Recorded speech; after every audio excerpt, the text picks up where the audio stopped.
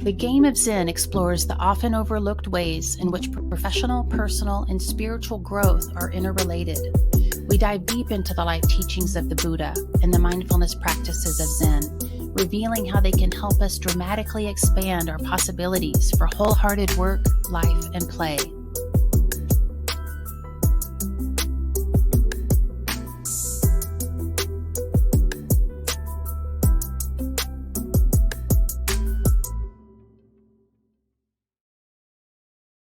Hello, and welcome to a new episode of the Game of Zen podcast. My name is Scott Berman from Philadelphia, PA, and I'm here as usual with my good buddy, Sensei Paul. What's new out in Colorado there today?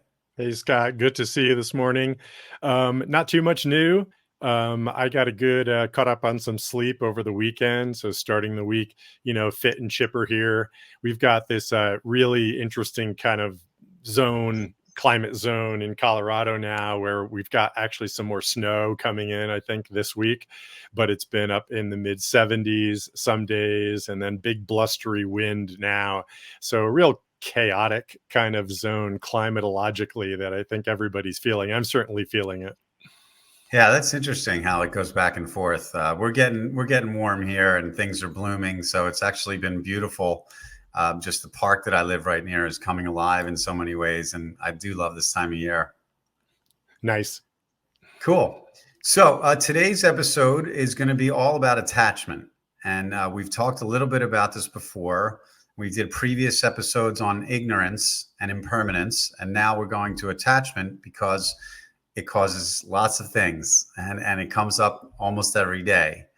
And so there's a lot that we can dive into, but let's start off with really, what did the Buddha mean about the nature of attachment?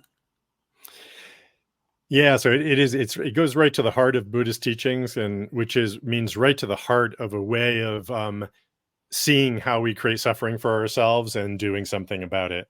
So it's a core concept in our Buddhist understanding, and it's really subtle. I mean, we're doing this at all levels. It's so much a part of being human is having these attachments in various ways. So just to kind of shout out to the importance of the topic and the liberation and power that's available when you work with your own attachments. So what the Buddha meant by attachment was a certain kind of relationship with your own experience. I'd put it that way. It's having a drive that things be different than they are right now in the moment, and being very driven in a sense by getting something you don't have, by having something go away that you don't like, or by just turning away from something.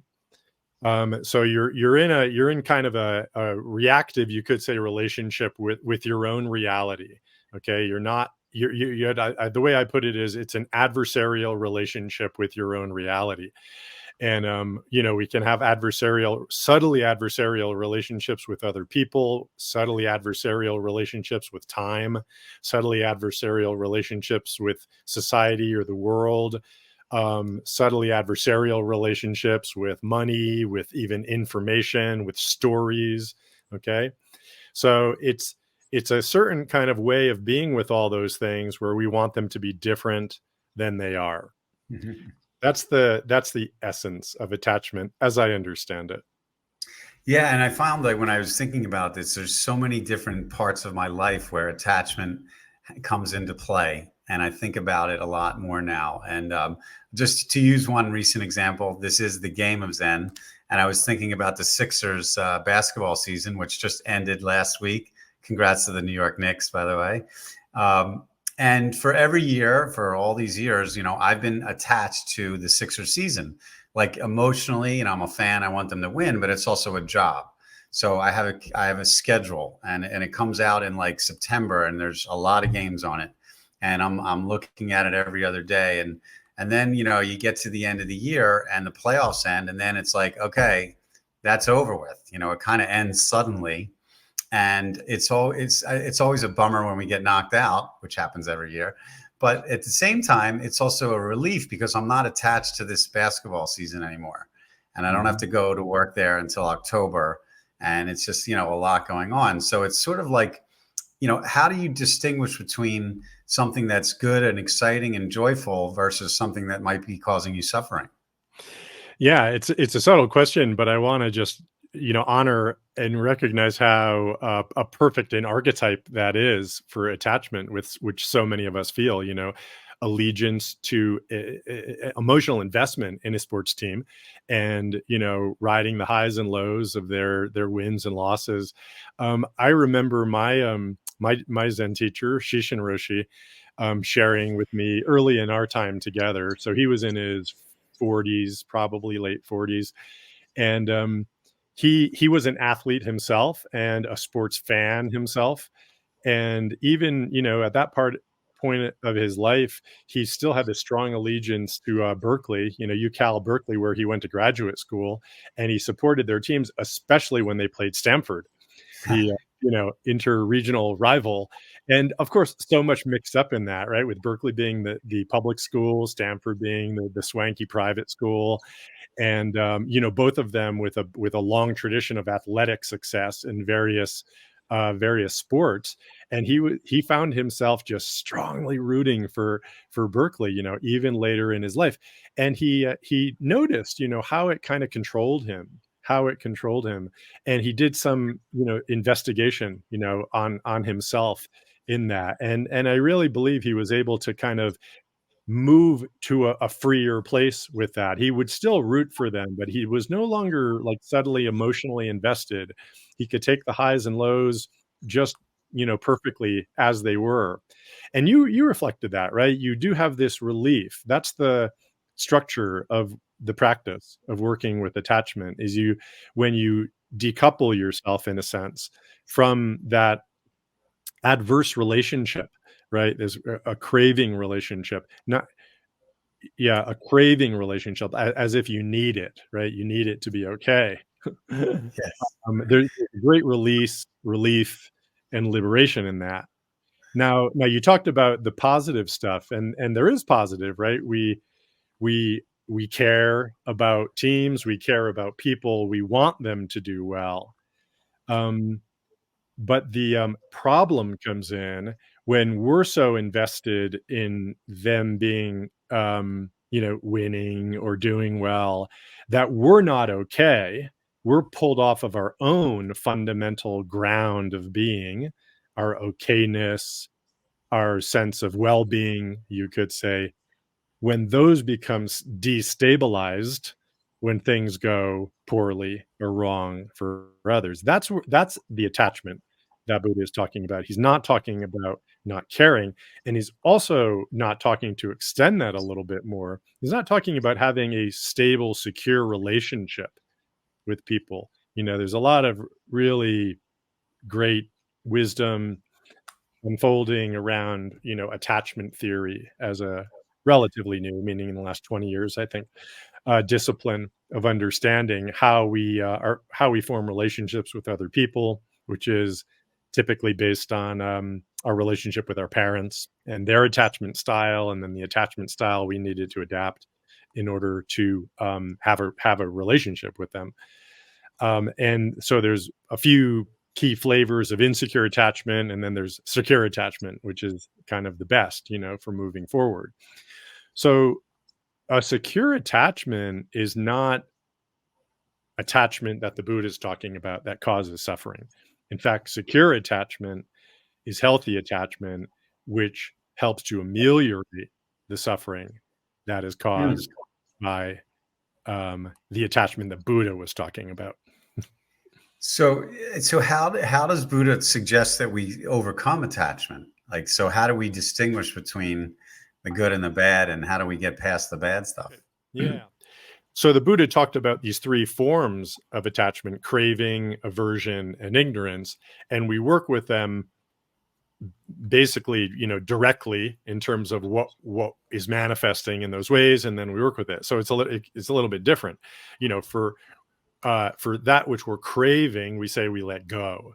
We let go of that craving. We stop with the energy of pulling it towards us, of relying upon something needing to be with us.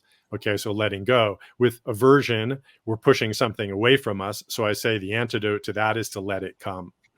Okay, instead of pushing something away or resisting it, we actually allow something to come into our field, whatever that may be. And with ignorance, we're kind of subtly turning away from or closing our eyes to something. So I say, well, open your eyes and be with what is present, even be curious and seek out, Mhm. what is present and what is reality. I'm speaking at kind of a general level. It might sound a little bit abstract, but the way to work with attachment is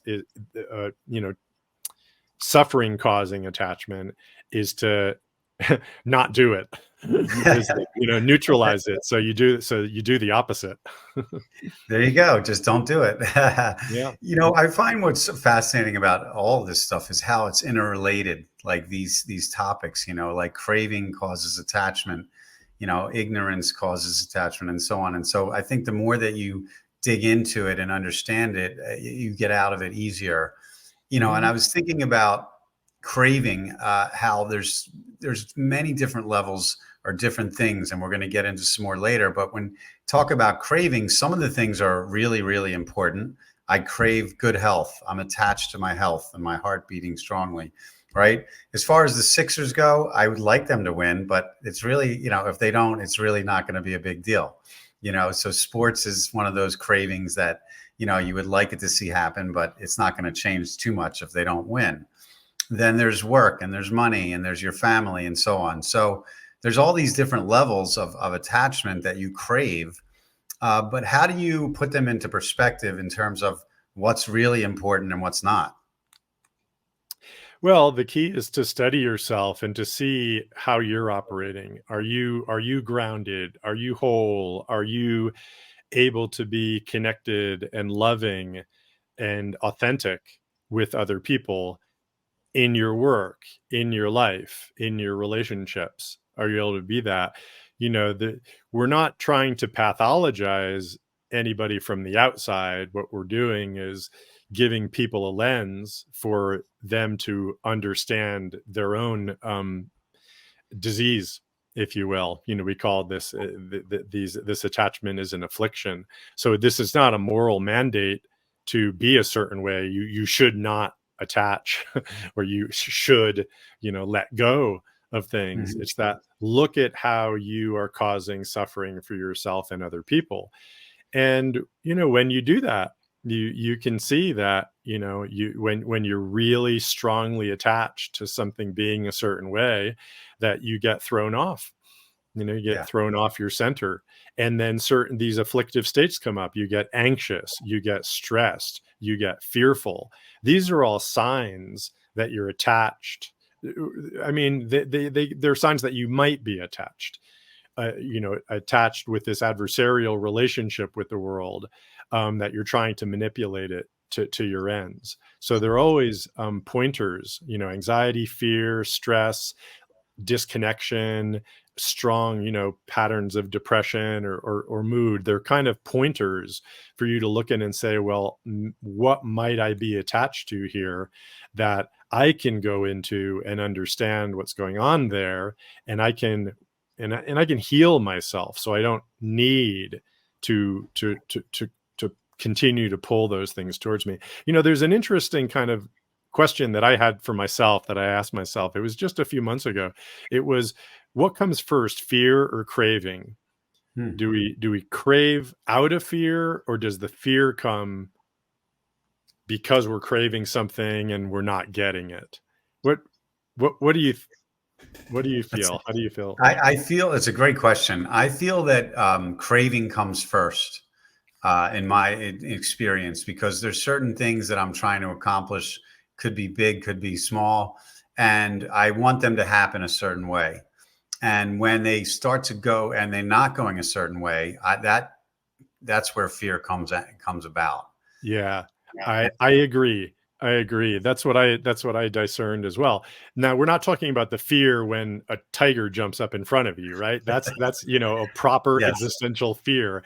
We're talking yes. about these other fear symptoms that manifest in terms of, anxiety and stress and aversion and resistance, those types of things.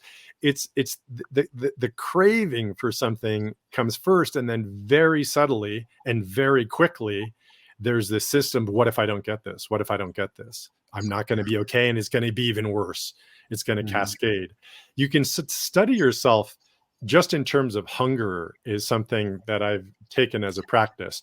Now hunger is something we need, right? So craving it's almost like comes from a metaphor of, craving food is. So you get hungry, you've gone without food, and then your body is just literally craving, sustenance, right? Now you can be with that feeling just directly, and you can actually not, eat. When you're fully with it, if you have willpower and you have practice, you can be with that sensation.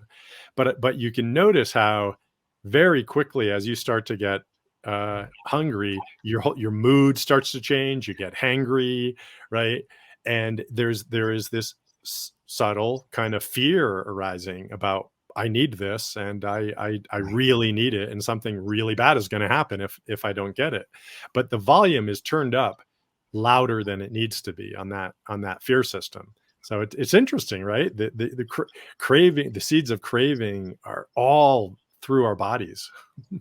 It is interesting, and that reminded me of a story from the Buddha when he was really trying to achieve enlightenment, and he was starving himself, and those ascetics, they weren't eating much, and he almost really died. He was so thin and emaciated. And then some girl came and gave him some food, and he realized that there was a middle way. Yep. And that just completely giving up everything was not going to help him teach people. It was not going to even help him live. So he decided to start eating a little, and some of the other ascetics got annoyed, I think, at first. But he realized that I do need food to do everything else that I want to do. I have to eat and provide sustenance for my body. Right. And so I think that maybe he learned at that point that I don't want to eat tons and tons of food and be a gluttonous person, but I can't starve myself to death either. So that's a great example, because you really have to look at all three forms of attachment: craving, aversion, and ignorance. So he was working with his cravings, right? And as all the ascetics were doing back in those days. But what was he avoiding? What was he averse to, right? What would you say? I think he was averse to being like, living a big life and being, having all sorts of material possessions and great food and all this other stuff. He was averse to that. Yeah. Yeah. You could say right at that core level, he was averse to his own bodily humanity. Yeah. Right. I mean, just like having a body that wanted good food, having a soul that wanted pleasure, right? Right after the event that you talked about, he actually said, oh, he remembered being in his backyard, under the tree in his backyard. He was maybe 6 or 7 years old. He was really happy. And he remembered this moment of happiness. And he said, if the enlightenment that I'm seeking doesn't include that level of joy in being human, then I don't want it. So I'm going to take good food. I'm going to nurture this body. I'm going to find a path, right? So he was turning away from joy, pleasure, humanity, all of those things. And that was baked in. And then he saw that. And then I'll also add, there was ignorance involved, right? There was ignorance of his true nature. So he also was able to relieve that form of his attachment, right? Because he was able to see the truth of his own nature, which is a key. Delusion is a key form of attachment, you could say, which causes, maybe even the most suffering. So we need to see into our nature as well as working with our drives. Yeah, I also think there's this thing you mentioned earlier about what do we want and what do we need. And I think about, and so let's talk about something that we all think about at one point or another, and that is money and security. And so there's things, there's all different levels. We want certain things, and we want to make more money and do more things, and we want our companies to grow. But what do we really need, and to survive? And so how do you, for me, that attachment to how much money I have and how I can take care of my family, that's prevalent all the time, Right. And so, and then there's, different work projects and how much money am I getting from this one and that one. So as an entrepreneur, and a businessman, how do we balance, what we need and what we really want? Yeah. Well, I think the first step is to recognize that you most likely have an afflictive relationship with your resourcing, because that's what we do, whether it's money, people, time, information, um, these kind of core resources for our life. And particularly when it comes to business, we're talking about the resources of money and time and other people, perhaps, that help us. Is we almost certainly have a craving for more things, a feeling that we don't have enough of those things, and perhaps even an aversion. When it comes to money, nobody has an aversion to money, but we could have an aversion to other people, for example, or we could have an aversion to certain information, or aspects of truth.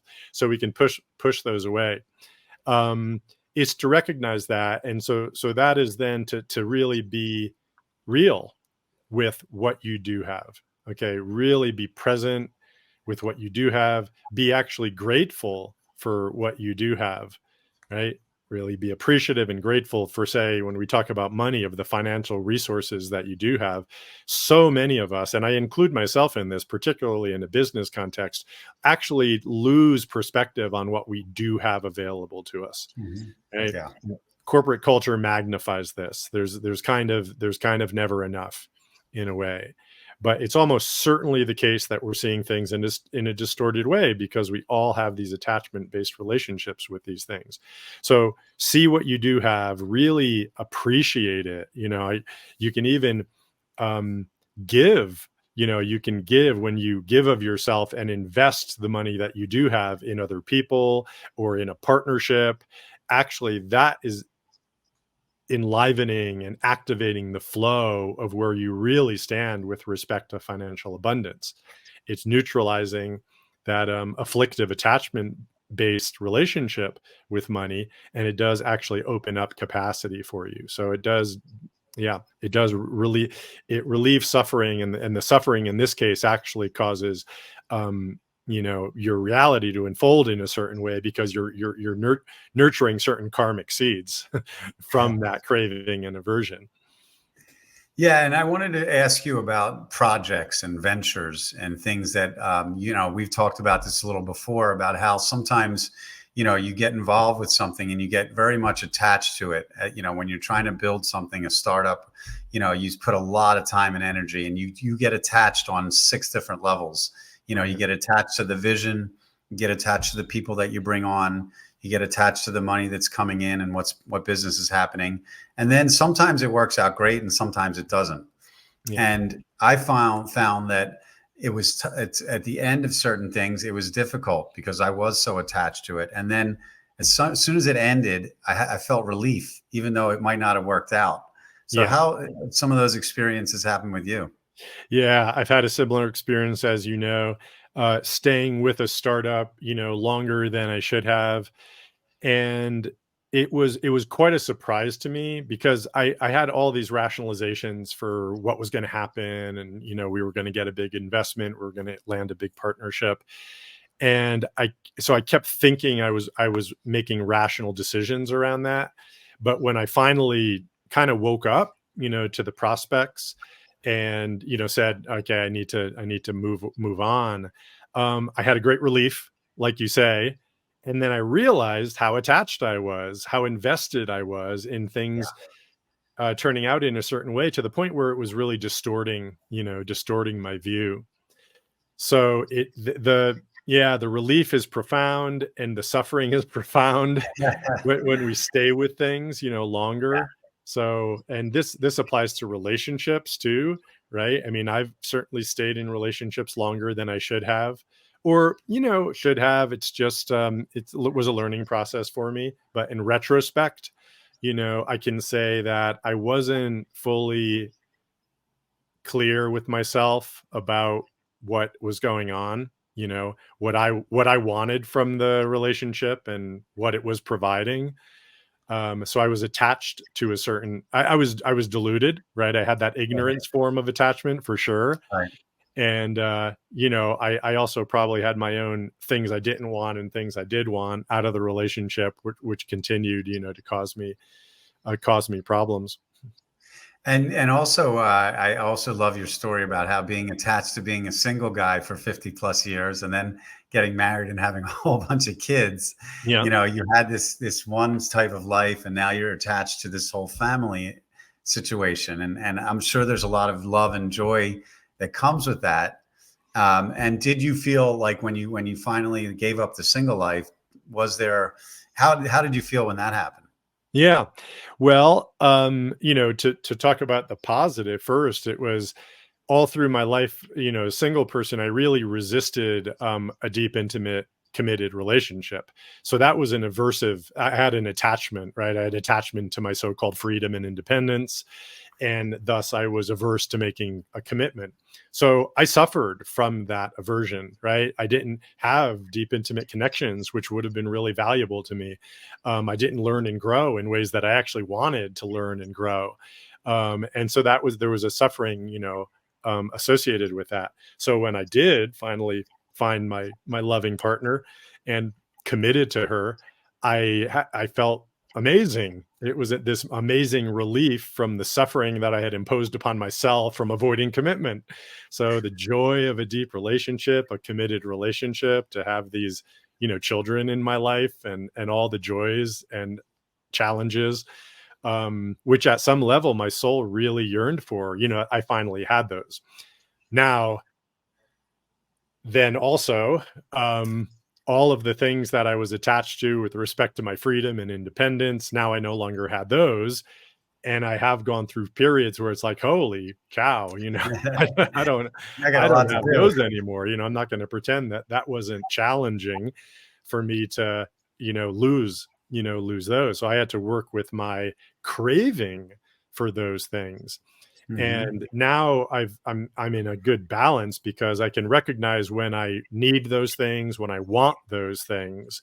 But um if I don't get them, I'm not, falling apart, freaking out, acting out. I think that it's so interesting how the combination of impermanence and attachment, how they sort of go together in a lot of ways, because no matter what you're attached to throughout your life, it's all going to change anyway, That's right. including this body in my life, like down to the very basic level. But even I was thinking about my personal attachment story this week is about my daughter is about to graduate college, my youngest child. And I was thinking back over 20 plus years with both of my kids, like, elementary school, middle school, high school, with both of them, and going through every stage. And, you get attached to the school district, for example. I lived in the same area for 18 years. And then as soon as my youngest graduated high school, I moved, and I wasn't attached to that school or that neighborhood anymore. And now I'm like, literally next weekend is end of college, and I'm that's a joy, and it's exciting. It also causes suffering because of the bill, Mhm. like paying for two kids to go through college. Like, I craved putting my kids through college, and giving them a good education. And I was attached to that, like laser focus for so long. And now it's over. And so Yeah. I do feel a big sense of relief and happiness. Mhm. But all along, it caused me a few worries here and there. Yeah. Well, let me ask you, Scott, was paying those bills, was it only suffering? No, it No. was no, not at all. It was great. It was great. I mean, I'm very proud of my kids and my youngest now, and she's done a great job at school. And I was happy to make that investment into her, and it really did give me a lot of joy, and I cannot wait to celebrate in a couple of days. Yeah, exactly, right? It's when your relationship with money is not one of craving, but is actually one of appreciation, for what you have, and generosity, what you're able to give and what you're able to receive. Then you can see that paying those college bills was an opportunity for you to just live joyfully your deepest self, right? But when you're craving money, which we all do, I'm not shaming you, I do too. But when that craving energy comes into the relationship with money, then you experience paying the bills as suffering, right? Yeah, Which is what we do. Yeah, yeah. there's that layer too. Yeah. Yeah, no, it's so interesting. And I was thinking also about, like, money, again, back to that, as far as like society, right? There's always going to be, if you really want more and more and more, you're never going to be satisfied. You're Right. never, there's always someone that's going to have a lot more money than you, and there's always going to be someone that has a lot less. And so you have to come to your own, I guess, level of, you know, satisfaction. I don't know if that's the right word, or, how do you find your own level of where, you know what, I don't have everything I want, but I have enough and I'm happy about it. That's exactly the word. Yeah, satisfaction is actually the antidote to dukkha, suffering, which is insufficiency, right? Not enoughness, and satisfaction is enoughness. So that's exactly the you know the felt state of the Buddhist wisdom is one of being satisfied with what you have. You said something a few minutes ago that I actually wanted to highlight because it was right to the heart. You said it seems to be related to impermanence. This problem with attachment, and I think that's actually right on. You could say that all of these forms of attachment, which are the source of all of our suffering, are all based on a kind of afflictive or an off relationship with impermanence. Mm-hmm. That's they're all about that, right? Craving. If you let me put it this way, if you're really one with the changes, this state's not going to stay. Anything I bring to me isn't going to stay. Yeah. This The things that I have, things may come to me that I don't have right now, and probably will, to be fully embedded in this interconnected, always changing reality of our lives Mm-hmm. without trying to manipulate things to get more of something or less of something. That's the heart of it.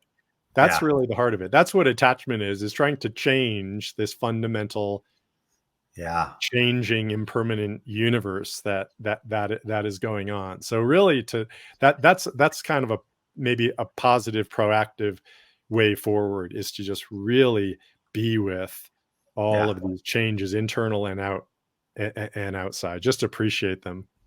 That's well said. And I think that I've gotten better at that the more that I meditate and practice and think about it. And certainly mindfulness helps, just being in the present moment Yeah. and knowing that it's going to change. And there could be something really good happening. Like sometimes when I go away to a music festival and I'm with 20 of my friends and I'm sitting looking around and having an awesome time, I know it's going to end the next day and I'm going to go home, so it makes me sort of, I am attached to that scene and I love it. But it makes me just enjoy that moment.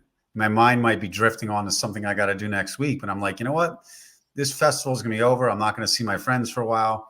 Let me just enjoy this moment that I'm with, and be happy about it. And on the other side of it, I also think about health.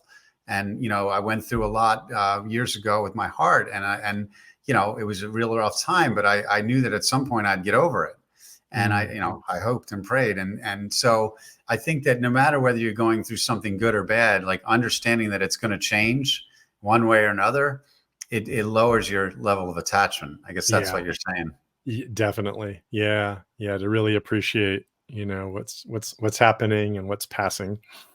But we can't not be attached. Like I also think about it is we can't go through life not being attached, right? So it's not like you don't want to like not care about things or not get attached to anything, right? It's sort of a natural evolution, and you can't not do it in some level, right? It's true. Yeah. And we want it. We want these attachments, these secure attachments. Yeah. We Yeah. want them. The Buddha wanted them. The Sangha is about secure attachments with other people. We can be in conscious, loving relationship with others. This is all in line with, the deepest Zen Dharma, is to have these attachments and to care. It's this other dynamic of being, trying to create something that doesn't exist, making Mm-hmm. it, which tends to be very self-centered, right? These cravings and aversions have to do with a personal personal worldview, if you will, or a personal state that you want to create. It tends to be something like that. And that's the part, that's the part that we need to release, the bonds the strength of those attachments. But what we find is that it's that self-centered drives actually get in the way of the deeper connections, the deeper secure attachments. They compromise them, they distort them, they get in the way of this. Sometimes they even keep you from having them. Okay, so yeah, we're talking about two very different things here, and we all we want to develop secure, healthy attachments with beings, with people, with animals, with the planet, with businesses, collectives. Yes. So what's the secret to learning about that distortion? How do we recognize it and then figure out what's not good and what is? Yeah, once again, I'd say look at yourself, look at what you're manifesting and what you're feeling in your life. If you're feeling craving, if you're look at your feelings and look at your behaviors, right?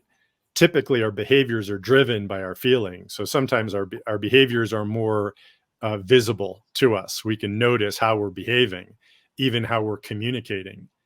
And we just watch the way we're behaving and the way we're communicating. And then we get into a deeper level of appreciation for what we're feeling and what those feelings. And now we're getting to the source of what's driving us. And then we can see, well, what are the feelings that are driving us, and how can I work with those so that they're not unconsciously controlling me? I was thinking about people, and there's so many different people that are in your life that you get attached to over time. And, many of them, most of them are really good attachments, friends and family and colleagues and things like that. But then there's some people that, you're attached to in one way or another. And it could be a marriage, or it could be, a toxic work relationship. And how do you deal with, a personal attachment to somebody that either is going great and you want to keep that attachment strong forever, or you need to get away? Yeah. Well, there's usually strains and strands. We're complicated beings, right? So, you get into a marriage and there's bonds of love and bonds of, secure attachment there. But then there's also mixed in there's things you want from the other person, and there's things that you don't like about the other person. So and you were asking about a business relationship, so we'll kind of keep it a little less complicated, something like that. And with something where a relationship maybe seems to be going off the rails or going bad in some way, that's where you would take some reflection and reflect on, well, what's going on for me here? What do I want out of this relationship? What am I getting? And you have to be honest with yourself, because you might be, you might have a craving. You might be using the other person for something, right? Well, I just want them to support my career, right? So it's all about me. And you have to be honest with yourself if that's what you're looking for. And then if they're not giving that to you, that's going to develop distaste on your part, right? So you want to be clear, and then if it's a situation where you feel a boundary is continuing to be crossed by the other person, then you may have to draw a line and say, in order to be authentic and in integrity, I need to change this relationship. I think it's also just every person is a different story too. There's every person in your life, you could look at that differently, and think about what is my attachment to this person. I was thinking about my mom, who's actually fighting cancer for many years, and she's been going through a lot lately. And I was literally attached to my mom when I was born, and she's been around my entire life. And and I value and love her so much, but I also have to come to the reality that she's got a sickness, and I have to be there for her. But at some point that's gonna change, and I think about that a lot, and it actually makes me more mindful and more present and more in touch with her as much as I can. And I think about, like, okay, this attachment is going to change. It's not going to be around forever. So let me get the most out of it now and be there and say the things I want to say. And I think that's what happens with a lot of us, my age, that our parents are getting older and so on. So how do you kind of look at it that way with, like, either older relatives or children? Well, it's those family relationships are where a lot of our attachment gets coded, right? I mean, we have like a blueprint and an imprint. I've heard these terms. So the blueprint is kind of how our makeup and our nervous system maybe is programmed, and then we get imprinted by our experiences in terms of ways of attaching. So a lot of the blueprint and the imprint are coming from that family of origin, parents, and then also siblings, and then eventually children. There's a lot of imprinting happening. So I guess I would say, to answer that, I think hopefully simply, when these relationships are authentic and loving and direct and kind of simple. I don't mean simplistic, but I mean simple. When you're angry, you're angry. When you're frustrated, you're frustrated. When you're loving, you're loving. There's an open channel of a rich field of emotion. So that's a strong, healthy relationship that allows for that. Anything that gets in the way of that, you've probably got some attachment going on in those areas. And we all tend to have that. So you can notice when there's frustration and resentment and difficulty, and all of those things are signs that you may be wanting things to be other than they are and needing them to be other than they are. I don't know if that answered your question.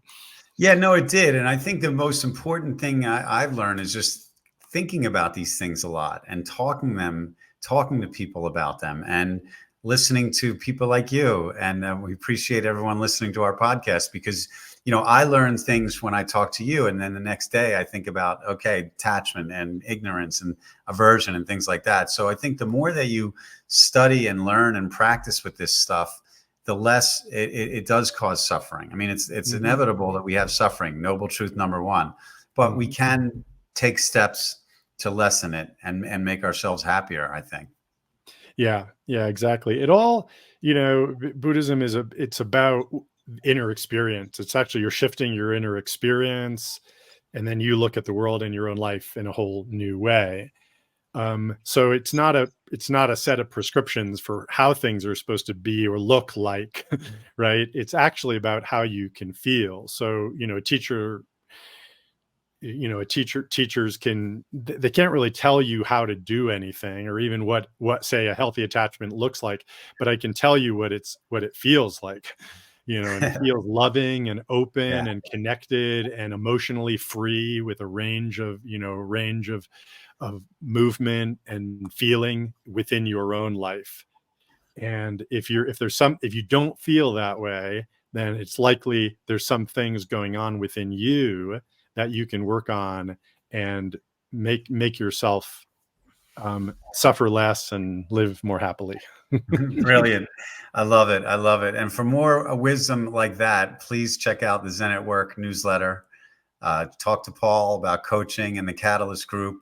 He's got a lot of good stuff like that, and I do appreciate it. So any final thoughts on it? We're about to be non-attached to this episode. So anything else you got, Paul? I'm letting it go. Yeah. Let go, let come, let be, enjoy your life. Awesome. Thank you so much, listeners. We appreciate it.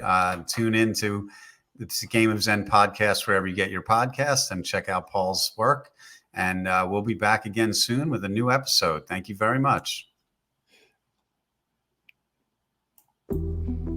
Thank you for joining us on this exploration into Zen Buddhism and its transformative influence on work and life. We hope you'll subscribe, share, and comment wherever you get your podcasts. May your journey be one of continuous growth and mindful living. From all of us here at Game of Zen, wishing you peace and prosperity on your path ahead.